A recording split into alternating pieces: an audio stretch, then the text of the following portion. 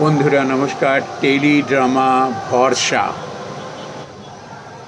এসো শুভনীল, তোমার জন্য অপেক্ষা করছিলাম। এসো এসো, বসো। কেমন আছো? খুব চাপ গেল তো? প্রথমেই তোমাকে অভিনন্দন জানাই। তোমার মানে এটাকে গ্লোরিয়াস ভিক্টরি বলবো। শুভনীল, তুমি বহু মানুষের ভরসার একটা স্থল হয়ে দাঁড়িয়েছ। সামনে তোমার কিন্তু ভীষণ অগ্নি পরীক্ষা, এটা মাথায় রাখতে হবে। তুমি যেখান থেকে পড়াশোনা করে বেরিয়ে এসছো সেই জায়গাটা সকলে যেতে পারে না। এত পবিত্র জায়গার হাওয়া তোমার গায়ে, কাজে মানুষ বুঝতে পেরেছে যে এরকম মানুষ কখনো বেচালে পা দেবে না। এই ভরসাটা কিন্তু তুমি মানুষের রেখো। আমি তোমাকে সংক্ষেপে কয়েকটা জায়গা আমি বলে দিচ্ছি, ভীষণভাবে নজর দেবে। এই মিউনিসিপ্যাল লেভেলটাকে একটু ভালো করে দেখো। সাধারণ মানুষ অত কিছু বোঝে না। তারা কোথা থেকে এলো, কিভাবে এলো, তার কোনো খোঁজ করে না। ওই কোনো একজন মস্তানকে বলে দিয়েছে যে আমাদের এই পাড়ার এই ক্লাবটা কিংবা মন্দিরটা হচ্ছে না, একটা ব্যবস্থা করে। সেই গিয়ে তখন কোনো কন্ট্রাক্টরকে এমন চাবি লাগালো যে করে দিতে সে বাধ্য হলো। আরে বাবা, সেও তো খেটে খাচ্ছে, সে পয়সা পাবে কোথা থেকে? যখন তার উপরে চাপ দিল, সে তখন কি করলো? দুধে জল মেশালো, চালে কাকড় মেশালো।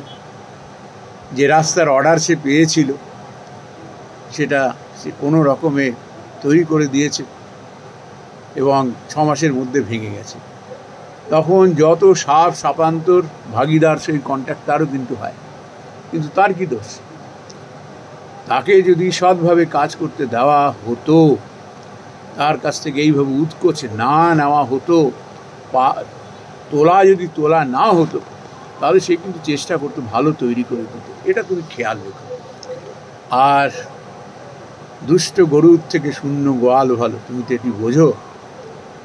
সমূলে দুষ্টদের কিন্তু অঙ্কুরেই বিনাশ করো, এদের তাড়িয়ে দাও। মানুষ কিন্তু এখন ঘুরে দাঁড়িয়েছে, আর মানুষ সহ্য করবে না। মানুষ শুয়ে শুয়ে না এখন এমন হয়ে গেছে যে তারা চুলচেরা বিচার করছে। দেখবে যখন কেউ জলে ডুবতে যায় না, ওই অবস্থায় খুব মাথা ঠিক রাখে যে কোনটা সার কাঠ কোনটা অসার কাঠ বুঝতে পারে। ওই অসার কাঠটা এইরকম ধ্বংস মারা মোটা, ওটা ধরতে যায় না।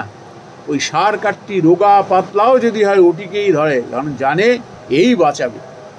তুমি কিন্তু সেরকম একটা ভরসা স্থল, এটা মনে রেখো। বহু মানুষের আশা তোমার উপরে রয়েছে।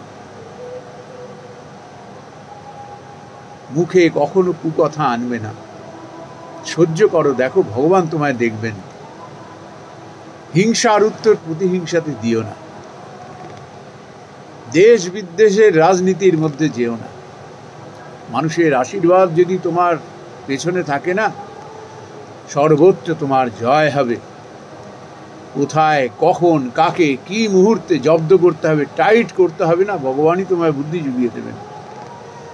এই সমস্ত কিছু অসভ্য সমস্ত নেতা হয়ে দাঁড়িয়েছে, কথায় কথায় গালাগালি, কুকথা, কাজের কথা তো কিছু নেই। এমনি মানুষ না, বেকারত্ব, অগ্নিমূল্য, প্রশাসনের মধ্যে এই রকম দুর্নীতি ঢুকে গেছে, মানুষ নাজেহাল হয়ে যাচ্ছে, জেরবার হয়ে যাচ্ছে। এসবের দিকে কারুর নজর নেই। নিজেদের মধ্যে খালি খাওয়া খাওয়াই আর গদির লালসা, মোহ।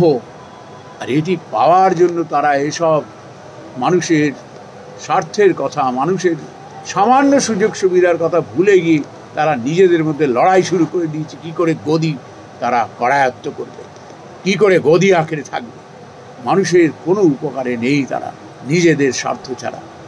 শুভনীল, এটি দেখো। এটি খেয়াল রেখো, কেমন? তোমাকে আবার আমি অভিনন্দন জানাচ্ছি। আর তুমি তোমার মাস্টারমশাই মনে করে এই এত ব্যস্ততার মধ্যেও যে আমার সঙ্গে দেখা করতে এসেছো, ঈশ্বরের কাছে তোমার আমি মঙ্গল কামনা করি। তোমার জয় হোক, মঙ্গল হোক। নমস্কার বন্ধুরা।